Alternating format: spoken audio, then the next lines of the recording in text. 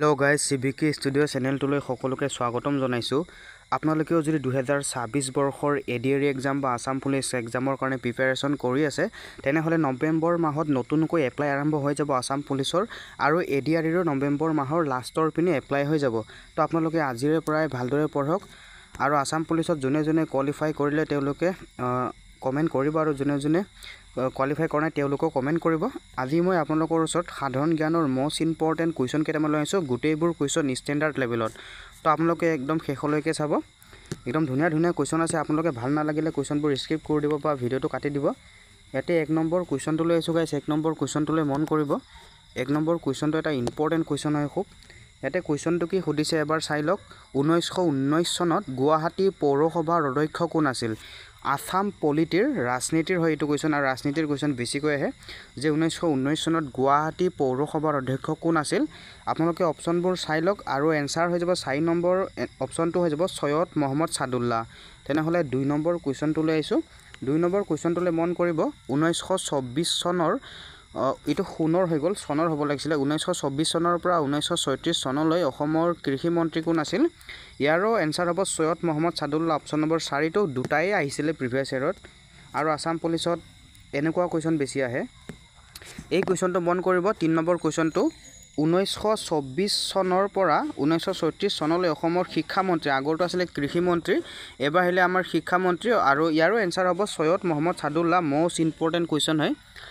4 number কুৱেশ্যনটোলৈ আহিছো। 4 number কুৱেশ্যনটোলৈ মন কৰিব। এইটো এটা ইম্পৰ্টেন্ট কুৱেশ্যন হয়। অসমৰ কোন মুখ্যমন্ত্ৰীৰ কাৰ্যকালত প্ৰথম পঞ্চবাৰ্ষিক পৰিকল্পনা আৰম্ভ কৰা হৈছিল? অসমৰ কোন মুখ্যমন্ত্ৰীৰ কাৰ্যকালত প্ৰথম পঞ্চবাৰ্ষিক পৰিকল্পনা আৰম্ভ কৰা হৈছিল? মোস্ট ইম্পৰ্টেন্ট হয় আৰু 3 বাৰ আহিছিলে এইটো কুৱেশ্যন অসমৰ এক্সামত। তো আপোনালোকে ইয়াৰ এনসাৰটো বিষ্ণুৰাম মেধি হ'ব। অপশ্যন নম্বৰ 2 টো হৈ যাব ৰাইট এনসাৰ, বুজিছে? এইটো 3 বাৰ আহিছিলে এক্সামত। আপোনালোকে নেক্সট কুৱেশ্যনটো লৈ আহিছো। নেক্সট কুৱেশ্যনটো মন কৰিব। 5 নম্বৰ কুৱেশ্যনটো। ইয়াতে 5 নম্বৰ কুৱেশ্যনটো সুধিছে যে নিম্নলিখিত অসমৰ ৰাজনৈতিক ব্যক্তিসকলৰ ভিতৰত কোনে 1928 চনত নাইটহুড লাভ কৰিছিল? ইয়াতে কি কৈছে যে 1928 চনত কোনে নাইটহুড লাভ কৰিছিল? বহুতে important question, Syed Mohammed Saadulla. Option number 4 টো হৈ যাব ৰাইট এনসাৰ। নেক্সট কুৱেশ্যনটো লৈ আহিছো। আৰু গাইজ মোস্ট ইম্পৰ্টেন্ট গোটেইবোৰ জিকে মোস্ট ইম্পৰ্টেন্ট। আপোনালোকে এতিয়াৰ পৰা পঢ়া আৰম্ভ কৰি দিয়ক, কাৰণ নৱেম্বৰত এপ্লাই হ'ব আমাৰ অহা মাহত। ইয়াতে নেক্সট কুৱেশ্যনটো সুধিছে যে 1937 চনত প্ৰথমবাৰৰ বাবে ইয়াতে কাৰ হ'ব লাগিছিলে? 1937 চনত প্ৰথমবাৰৰ বাবে কাৰ নেতৃত্বত অসমত প্ৰথম চৰকাৰখন গঠিত হৈছিল? মোস্ট ইম্পৰ্টেন্ট দুবাৰ আহিছিলে। ইয়াৰ এনসাৰটো হৈ যাব যে সৈয়দ মহম্মদ সাদুল্লাহ। অপশ্যন নম্বৰ 4 টো। আৰু গাইজ আপোনালোকে 7 নম্বৰ কুৱেশ্যনটো লৈ আহিছো। 7 নম্বৰ কুৱেশ্যনটো মন কৰিব গাইজ। 7 নম্বৰ কুৱেশ্যনটো কোৱাৰ আগতে আপোনালোকক এটা কথা ক'ব বিচাৰিছো। আপোনালোকক যদি জিকে PDF লাগে, মোস্ট ইম্পৰ্টেন্ট 1000 কুৱেশ্যন মানৰ আছে, মানে গোটেইবোৰ ইম্পৰ্টেন্ট কুৱেশ্যন তাৰ পৰা বাছি আনি 1000 মান কুৱেশ্যন বনাইছো জিকে। তাৰ পৰাই বহুত কমন আহিছে, বুজি পাইছে? আপোনালোকে যদি লয় তেনেহলে মোৰ নাম্বাৰটোত এটা মেছেজ কৰি দিব পাৰে। এইটো হৈছে মোৰ নাম্বাৰ 600027158182। ফোন নকৰিব, অনলি মেছেজ কৰিব। শুনি লওক, মেথছৰ PDF আছে, জিকে PDF আছে আৰু ইংলিছ PDF আছে। জিকে PDF 100 rupees, আগতে কৈ দিছোঁ। জিকে PDF 100 rupees, মেথছৰ PDF 70 rupees আৰু ইংলিছ PDF 50 rupees। চাওক, জিকে PDF 100 rupees বাধ্যতামূলক ল'বই লাগিব, আৰু মেথছৰ PDF 70 আৰু ইংলিছ PDF 50, গোটেইবোৰ মিলালে আমাৰ 220 টকা হয়। গতিকে আপোনালোকে যদি তিনিওটা PDF লয় তেনেহলে অনলি 150 লাগিব। যদি আপোনালোকে তিনিওটা PDF লয় তেনেহলে 150 লাগিব, বা 100 দিলেও মই দি দিম 3টা PDF। যদি এটা PDF লয় অকল জিকে তেনেহলে 100 টকাই দিব লাগিব, আৰু যদি মেথছৰ PDF এটাই লয় তেনেহলে 70 দিব লাগিব, আৰু ইংলিছ PDF এটাই লয় তেনেহলে 50 টকা দিব লাগিব। গোটেইকেইটা যদি লয় আপোনালোকে 150 টকা বা 100 টকা পে কৰি দিব মোক। মোৰ নাম্বাৰডালত আপোনালোকে পে কৰি দিব, তাৰপিছত স্ক্ৰীনশ্বট এটা পঠাই দিব, মই আপোনালোকক লগে লগে চেণ্ড কৰি দিম। আৰু গোটেইবোৰ ইম্পৰ্টেন্ট গাইজ আপোনালোকৰ বাবে। আসাম পুলিচৰ আৰু ADR বাবে দুটাৰ কাৰণে বনাইছো, লৈ লওক এটাই, নহ'লে এক্সামৰ সময়ত জিকে 200 টকা আৰু মেথছ 200 টকা আৰু ইংলিছ 100 টকা হ'ব। গতিকে 7 নম্বৰ কুৱেশ্যনটো লৈ আহিছোঁ। স্বাধীনতাৰ পিছত ইয়াতে কি কৈছে? স্বাধীনতাৰ পূৰ্বে প্ৰথমবাৰৰ বাবে INC-এ কেতিয়া চৰকাৰ গঠন কৰিছিল? চব ৰাজনীতিৰ কুৱেশ্যন হয়। স্বাধীনতাৰ পিছত ইয়াত কি কৈছে যে স্বাধীনতাৰ পিছত চাব কুৱেশ্যনটো, অসম প্ৰথমবাৰৰ বাবে INC-এ অসমত কেতিয়া চৰকাৰ গঠন কৰিছিল আপোনালোকে অপশ্যনটো চাই লওক ইয়াৰ এনসাৰটো হৈ যাব 1938 অপশ্যন নম্বৰ 2 হৈ যাব ৰাইট এনসাৰ 8 নম্বৰ কোৱেশ্চনটো লৈ আহিছো 8 নম্বৰ কোৱেশ্চনটো মন কৰিব গোপীনাথ বৰদলৈৰ মৃত্যু কেতিয়া হৈছিল মোস্ট ইম্পৰ্টেন্ট কোৱেশ্চন 1950 চনত অপশ্যন নম্বৰ 4 হৈ যাব ৰাইট এনসাৰ গোপীনাথ বৰদলৈৰ মৃত্যু হৈছিল 1950 চনত আৰু ইয়াৰে পিছত আমাৰ কেই নম্বৰ কোৱেশ্চন আছে 9 নম্বৰ কোৱেশ্চনটো ইয়াতে 9 নম্বৰ কোৱেশ্চনটো মোস্ট ইম্পৰ্টেন্ট কোৱেশ্চন হয় আপোনালোকে ভালদৰে মন কৰিব ফখৰুদ্দিন আলী আহমেদ ভাৰতৰ ডেছতম ৰাষ্ট্ৰপতি আছিল দুইবাৰ আহিছে বুজি পাইছে আসাম পুলিচত এবাৰ আহিছে আৰু ডিএমইত এবাৰ আহিছে যে ইয়াতে খুদিছে ফখৰুদ্দিন আলী আহমেদ ভাৰতৰ ডেছতম ৰাষ্ট্ৰপতি আছিল আপোনালোকে অপশ্যন চাই লওক ইয়াৰ এনসাৰ হৈ যাব অপশ্যন নম্বৰ পঞ্চমতম অপশ্যন নম্বৰ চাব ভালদৰে ফখৰুদ্দিন আলী আহমেদ ভাৰতৰ পঞ্চমতম ৰাষ্ট্ৰপতি আছিল এই কোৱেশ্চনটো আপোনালোকে চেক কৰিব গাইস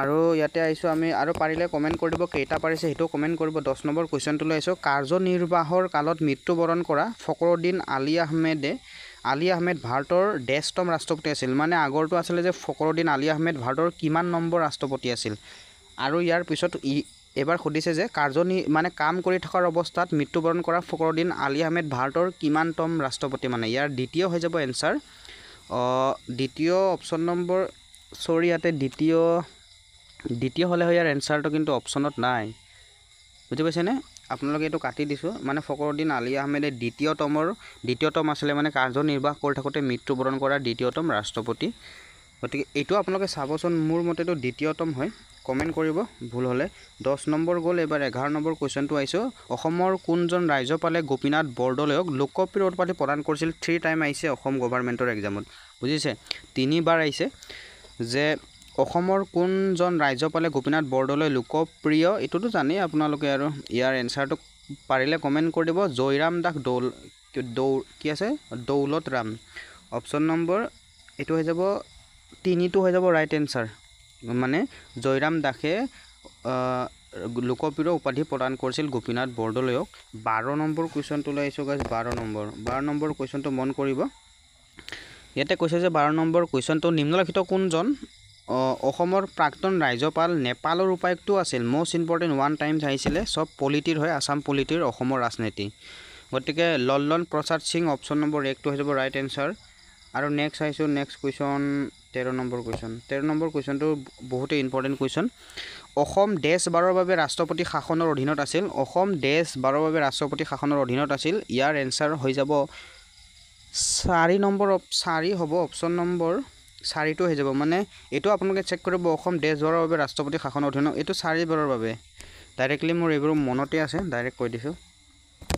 এই কোৱেশ্চনটো চাব প্ৰিভিয়াস ইয়াৰৰ পৰা উঠাইছো অসমত প্ৰথম ৰাষ্ট্ৰপতি শাসন জাৰি কৰা হৈছিল মোস্ট ইম্পৰ্টেন্ট আপোনালোকে এনেকুৱা কোৱেশ্চন নাপাব আৰু এনেকুৱা কোৱেশ্চন PDF লাগে যদি আপোনালোকে মোক কন্টাক্ট কৰিব কৈ থৈ দিছো মোস্ট ইম্পৰ্টেন্ট কোৱেশ্চন হয় এইবিলাক এনেকুৱাই কোৱেশ্চন আহে ষ্টেণ্ডাৰ্ড লেভেল কোৱেশ্চন অসমত প্ৰথম ৰাষ্ট্ৰপতি শাসন জাৰি কৰা হৈছিল অসমত প্ৰথম ৰাষ্ট্ৰপতি শাসন এটো 12 ডিসেম্বৰ 1979 ইয়াতে সনটো খালি দি দিছো আৰু 12 ডিসেম্বৰ আপোনালোকে এটো মনত ৰাখিব 12 ডিসেম্বৰ অসমত প্ৰথম ৰাষ্ট্ৰপতি শাসন 12 ডিসেম্বৰ সৰি গাইস দ্বিতীয়টো হৈছে আপোনালোকে এটো মন কৰিব সৰি অসমত প্ৰথম ৰাষ্ট্ৰপতি শাসন জাৰি কৰা হৈছিল 12 ডিসেম্বৰ 1979 চনত আৰু দ্বিতীয়টো হৈছিল 30 জুন 1981 চনত আৰু তৃতীয়টো হৈছিল 19 মাৰ্চ 1982 চনত এটো আপোনালোকে মুখস্থ কৰি থৈ দিব প্ৰথম দ্বিতীয় তৃতীয়টো চাই থৈ দিলে হ'ল কিমান নম্বৰ গল 14 নম্বৰ 15 নম্বৰলৈ আহিছো 15 নম্বৰ উত্তৰ পূব পৰিষদৰ মুখ্য কাৰ্যালয়ত ডেছ আছে 100% কমন আসাম পুলিচত দুবাৰ আহিছিলে এ নেক্সট এবাৰ গৈ আগৰবাৰ যে ওলাইছিল আসাম কমাণ্ডত আহিছিলে নেকি উত্তৰ পূব পৰিষদৰ মুখ্য কাৰ্যালয় শিলঙত এটো অপশ্যন নম্বৰ 2 টো হৈ যাব ৰাইট এনসাৰ নেক্সট আহিছো 16 নম্বৰ অসমৰ কোন গৰাকী মুখ্যমন্ত্ৰী পাঞ্জাবৰ ৰাজ্যপাল আছিল অসমৰ কোন গৰাকী মুখ্যমন্ত্ৰী এতে গাইস ভালদৰে মন কৰিব অসমৰ কোন গৰাকী মুখ্যমন্ত্ৰী পাঞ্জাবৰ ৰাজ্যপাল আছিল মহেন্দ্ৰ মোহন চৌধুৰী অপশ্যন নম্বৰ 1 টো হৈ যাব right answer 1 is the correct answer number 17 question to লৈ আইছো অসমৰ আটাইতকৈ কম সময়ৰ মুখ্যমন্ত্ৰী আছিল ভূমিধৰ বৰ্মন তেওঁৰ কাৰ্যকাল আছিল এইটো সবতকৈ ইম্পৰ্টেণ্ট কুৱেশ্যন, কোনোৱে নাজানে, বেছিভাগেই নাজানে যে অসমত আটাইতকৈ কম বয়সৰ মুখ্যমন্ত্ৰী আছিল ভূমিধৰ বৰ্মন। আপোনালোকে দুটা কুৱেশ্যন আহে যে ইয়াতে অসমৰ আটাইতকৈ কম বয়সৰ মুখ্যমন্ত্ৰী কোন ক'লে ভূমিধৰ বৰ্মন এটা কুৱেশ্যন হৈ গ'ল, আৰু তেওঁৰ কাৰ্যকাল কিমান দিনৰ আছিল সেইটো হৈছে 23 দিন। অপশ্যন নম্বৰ 2টো হৈ যাব ৰাইট এনচাৰ, একদম ইম্পৰ্টেণ্ট কুৱেশ্যন হয়। আৰু গাইজ আজিলৈ ইমানখিনি সামৰিছোঁ, আৰু আজিৰ পৰা ভিডিঅ' বনোৱা ষ্টাৰ্ট কৰিম লাগাতাৰ। আপোনালোকে যদি PDFবোৰ লয় এতিয়াই গাইজ 3টা PDF লৈ ল'লে আপোনালোকক মই 100 বা 150 দি আছোঁ, বুজিছে।